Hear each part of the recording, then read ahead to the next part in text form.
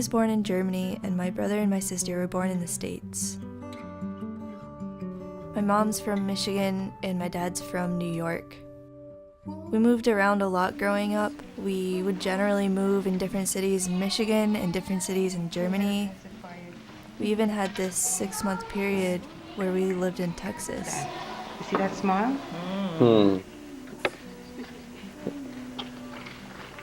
Hey Casey, talk like an Austrian. Ja, ich möchte etwas trinken. Okay, Sam, ready? No.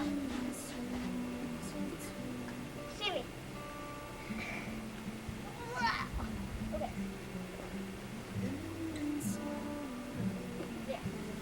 There. Ready. Oh, almost.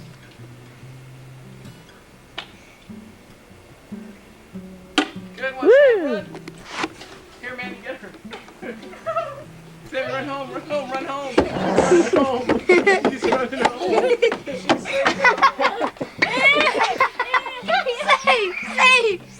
Safe. Where are you from?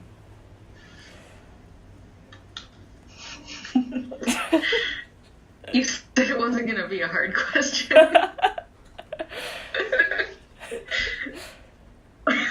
Really? You want me to answer that? Yeah, where are you from? I don't know. Earth? Take care of each other, okay? And remember, the other kids won't understand you too much today, but every day you'll understand them a little more, okay? Okay? Manny, how do we ask for the potty? Toilet. Right, how do we say please? Right, how do we say I'm sorry? Yes. Where do you consider yourself from? I guess. I don't know. That's a really hard question. What was Bobby's answer? It turns out my great-grandmother, who we called Bobe, has this incredible story. She was born in Hungary, and she grew up there with her husband, who she met when she was 3. Is that what that's for? Yeah.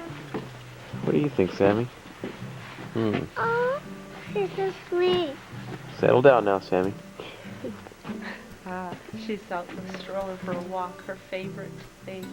All month of December, every weekend. When they got older, they made this plan to move to New York City, work up the amount of money that they needed, come back to Hungary, and buy an apple orchard, and live happily ever after. When they were in New York City, they wrote their letter home saying, "Hey, we're ready to come back, we've made the money." They received a letter back in the mail that said, "Don't come back, it's not safe here for the Jewish people, it's not safe for us, we don't know what's gonna happen, it's best if you just stay there." So that's what they did. How did you get to America? To go every day, we have to go to the doctor to examine if he was all right. Oh. Yeah. And then we took the Berengaria. That was the biggest boat, that time. Yeah. Yeah. What was the name of it? Berengaria. Berengaria? Yeah. Cunard Line. Okay. Berengaria. In 5.5 days we did. But all the 5.5 days I was laying in bed, I was so sick, seasick. Yeah. Because I never was on any traveling, so and I couldn't eat, and I couldn't. So the woman used to say, "You took care there. You're going to have to go to the hospital when you come to New York." I say, "If the boat stops, I'm not going to go to the hospital." And that's how it was, yes.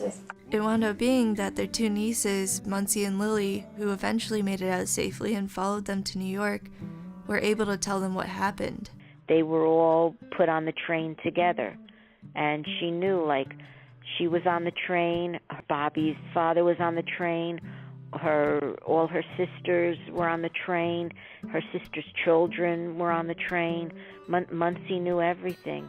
Muncie and her sister Lily were put in one direction when they got off, and everybody else got off the other direction, and that was the gas chamber. She knew that they had all died. And I made the five year school. I graduated and supposed to go in high school. But the war broke out, the First World War broke out, and all the schools was taken for hospitals. You brought from the front sick people, wounded people, and you couldn't go.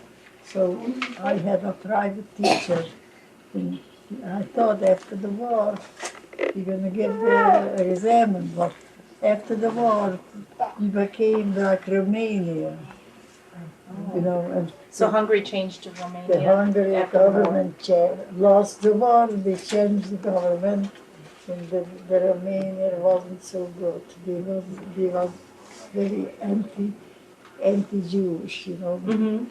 But they didn't want to do nothing for the Jewish people. It was very, very, very bad that time. Yeah. But it wasn't like Hitler time, but also it was a very bad war. My brother was in Russia, in Siberia, for 3 years. You didn't hear from him in 2 years. They said he's missing in action, and we didn't know if he's alive or he's dead. Then the American Red Cross helped to look out people, and we got a card that I'm alive. I'm not very well off, but I'm living, and I hope to see you soon. And when the war ended, he came. He went like a young boy. He came back, he looked like an old man. Yeah? Yeah. The war did that The to him. First World War, yeah. Her brother, his name was Newson. The last name was Schrader. He went to war, and he was a prisoner, and he was held in Siberia, which is freezing, and something had happened to his feet, and he would like he didn't walk normal. He dragged his feet from whatever, he'd been through. Bobby did have a brother. His name was David. He came to this country, and he was here for a little while. And when things got bad, back in Hungary, he made the mistake of going back. He went back because he had a wife, and I think he had a child. Hey, Mandy. And he went back because he wanted to get them out. And he did not survive after going back. Oh, I love you. Wait, Case. Oh, Bobby wanted to send money to her parents so they could try and get out. You needed something to get yourself out of that country. And she tried to send an envelope of money to her parents. And she sent it regular mail, cash, not a check, cash. Mm-hmm. And then one day, she's in the apartment, and she said there was a knock on the door. And she answers the door, and it's the FBI. And they ask her, they confirm who she is. And they ask her, why are you sending, this money? And she tells them, she wants to try and help her parents to have a way out, to get out. And they told her, no, you can't send it because, it will get into enemy hands. It won't help them. And they gave her money back, actually, and that was it. I remember, she said how much she missed her family, her parents, and her sisters. She was the youngest, so I know she missed everyone something awful.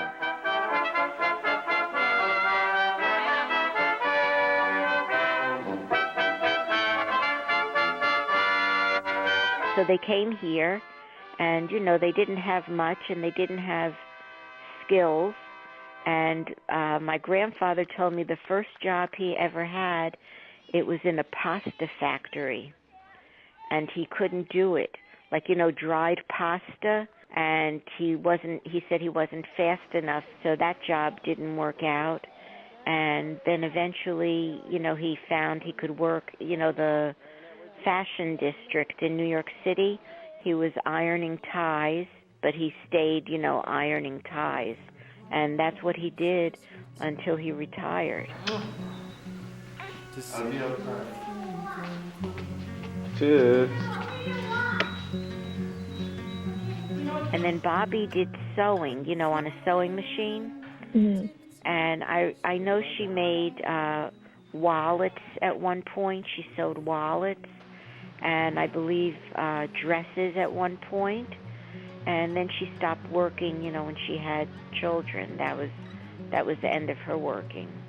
And actually, when she brought her niece here, Muncie, who had survived the concentration camp, she got Muncie into sewing, and that's how Muncie made a living, you know, all the years.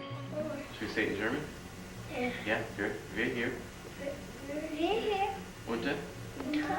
Fensternummer 24. Stehen. They were pretty much, you know, really, really lucky that they were here. It's unbelievable what happened, you know, long ago. It's terrible.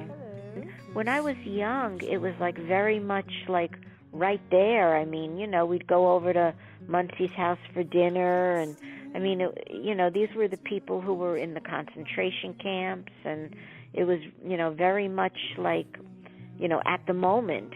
And then I guess like with each, you know, decade that passes, it gets like farther and farther removed, you know, and then like, I don't know, like eventually there will be no survivors alive anymore because they're, you know, 100 years old.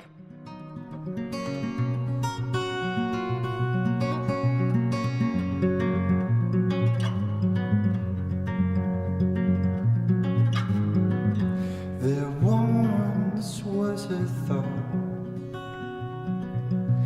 waking to inspire